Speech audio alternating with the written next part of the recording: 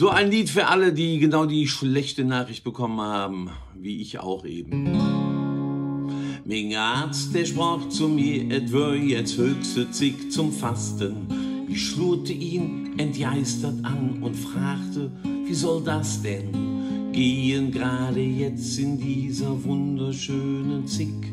Er sagte nur, Sie haben keine Wahl, Sie sind zu dick. Ich solle möglichst schnell mal ein paar Pfunde abtrainieren und noch ansonsten alles Ungesunde eliminieren. 20 Kilometer runter, 10 Meter keine Sinn, ansonsten würde ich bald das Gras von Unge wachsen sind. Die allerfeinsten Düfte schweben durch die Lüfte, die himmlischsten Gerüche, sie tanzen aus der Küche, duftet paradiesisch von ganz früh bis abends spät. Es ist so Weihnachten, doch ich bin ob die Erd. Alle schlemmen tagelang, mal heiß und noch mal kalt, alle schlemmen außer mir. Ich jogge durch der Wald, alle schlemmen ohne Ende, außer mir ich nicht. Ich lieg in meinem Kellerraum und stemme ein Gewicht. Alle schlemmen, alle sagen an einem Stück zum Wohn. Alle schlemmen, außer mir, ich koi ob nem Stück Kohn. Ja, nix Leckeres essen dürfen, das ist doch kein Level. Die zu machen heißt, ob Gold der Löffel abzujäven.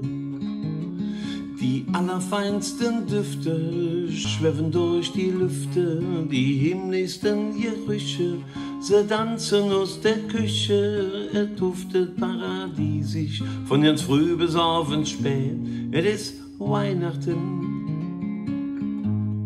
doch ich bin ob die nicht ruhig nach Weihnachtsjans mit Äpfel, Mandeln, Rosenkohl, Rosinen, Lachsfilet mit Kräuterbutter, Klößchen, Auberginen, Bratapfel mit Marzipan und mit Vanilleschaum.